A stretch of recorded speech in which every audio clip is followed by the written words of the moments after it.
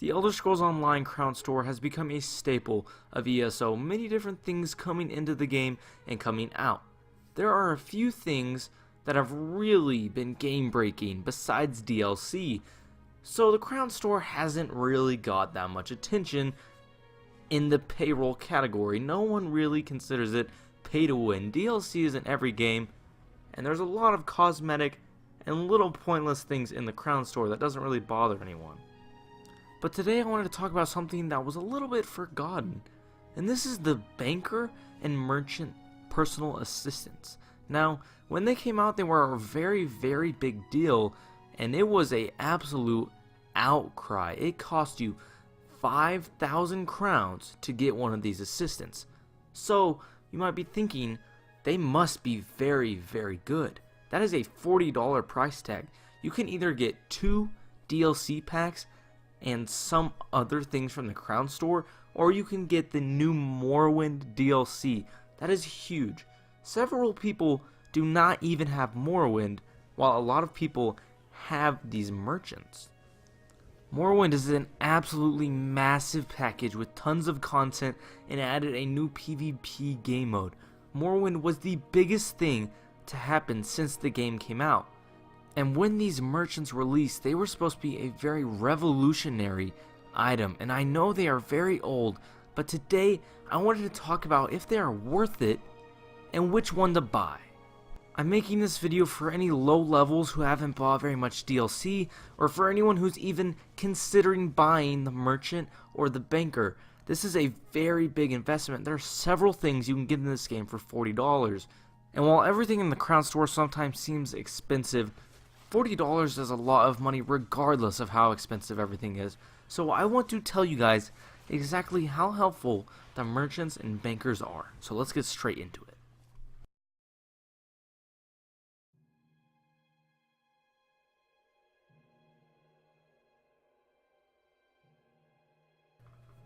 So if you walk to any merchant in the Elder Scrolls Online, they can do several things for you. While they can sell you items, it's not necessarily the most essential thing because you don't want to get your armor or weapons from them most of the time.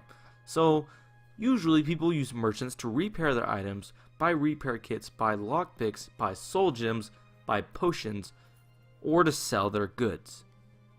So with all of that in mind, let's look at what you can do with your personal merchant assistant.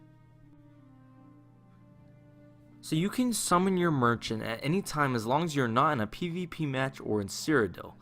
Anyone that is around you is allowed to use this merchant, so it is used as a community chest almost. It is a very interesting thing, and it can be very helpful at times because you can sell any non-stolen items to her. So if you have a full inventory of 500 slots, you can sell her 400 items and get however much gold you will get for your items. The only problem with her is you cannot repair items, you cannot buy repair kits, you cannot buy any items from her. So if you need potions, lockpicks, soul gems, or even emergency armor, you are completely out of luck. The only thing she will do is buy items from you. You cannot buy anything from her. Now obviously not every merchant can sell you specific things like soul gems and lockpicks, but it would be very amazing if your $40 assistant could sell you any item you needed if she had all of the items in the game. While that might seem extreme, just imagine if you could buy soul gems and lockpicks and ingredients from her, how useful she would be. It would be very convenient to not have to go scour around to find your bank or to go to a merchant who has the items that you need. It would be very beneficial. Obviously, it would be very overpowered, but it's a $40 merchant, so you would think something great like that would be expected. Now the merchant is very convenient if you have a lot of people around you trying to sell their items and you guys don't have to go back to town. But it is not that difficult to find a merchant. There's a merchant in every single town that you can sell your items to. So yes, if you're in a dungeon, you do have to go back home to sell items. But it's not worth $40 for a very one-dimensional type item.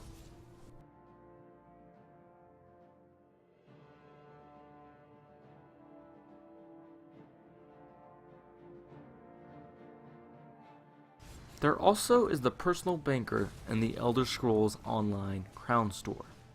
This banker may seem very similar, just in the style that you have a banker and a merchant. What's the difference? Well, I'm here to explain to you the big difference in the banker. So quickly, let's look at what a normal banker can do. If you walk up to a normal banker in Auridon, he will allow you to access all of your bank items and all of your guild bank items. You can withdraw and deposit any items you like anytime you like. It is very simple. It's good for storing items that you don't have in your bag and is useful to share with your guild. Now, the advantage of having a personal banker is, like the merchant, you can summon him anytime you are not in PvP or at Cyrodiil. Now, with your personal banker, you have all of the space in your bank. So if you have 300 slots, you have 300 slots in your bank. You also have all of the items from your bank. So if you have 80 items, you have 80 items in your bank. So this means you can withdraw anything from your bank and you can deposit anything into your bank. So if you are in a dungeon, you can simply open up your bank and put everything you've done from that dungeon in there. So you don't have to go home and go to a major city. That is the big thing with banks, is that you cannot find them everywhere like you can find a merchant. Banks are usually only found in major cities, but merchants are found even just walking around Auridon. So it's very simple to find a merchant, but it's much more difficult to find a bank. Most of the time, you are going to have to go to a major city to find a banker. Now, obviously, it has the convenience of whipping it out just like the merchant, but the reason it really triumphs over the merchant is because it is so much more dynamic. It isn't one-sided. All I can do is sell these items. This is, you can very simply put them away and then you can sell them to your guild later, or you can trade them, or you can just do so much more with them. Just put them away for now and deal with them later. But with the merchant, you really only have one option. And basically the only downside with the banker is that you can't access your guild bank, which makes no sense. I'm not gonna lie, I do not understand why they did this. Why did they make it to where the merchants and the bankers are so nerfed? The ones you have to pay money for, they should have amazing benefits. The banker should have like extra slots, and the merchant you should be able to buy ingredients from. But instead they nerfed them. They made them worse than the ones that are free to everyone. Though in conclusion, I think the banker is definitely the way to go. I will not lie, I do not have either one of them. I unfortunately can't afford them. So I really can't give you an honest review. All I can do is look at numbers and facts and things from people on the internet and videos. So I don't know for certain, really, if maybe the merchant is just low-key like the best thing in the world for whatever reason. But basically, if you just look at the numbers, the banker makes more sense. The banker is still nerfed, but it's a very convenience type thing. So if you want to buy a $100 house, then whatever, but a banker has at least somewhat of a purpose. So that's the only thing I can justify, is that the banker is kind of cool, and if I could afford him, I really would get him, but it's just difficult because he's so expensive. Difficult to justify buying him.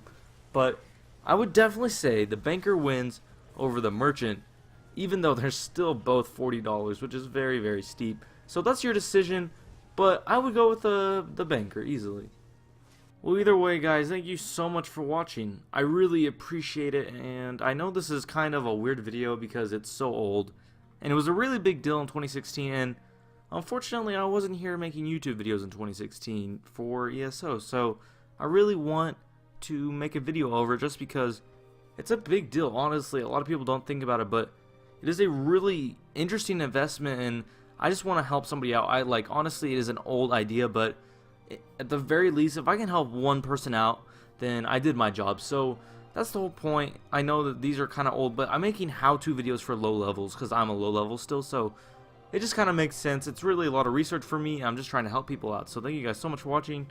Please leave a like. Happy New Year around this time. Pump signing off.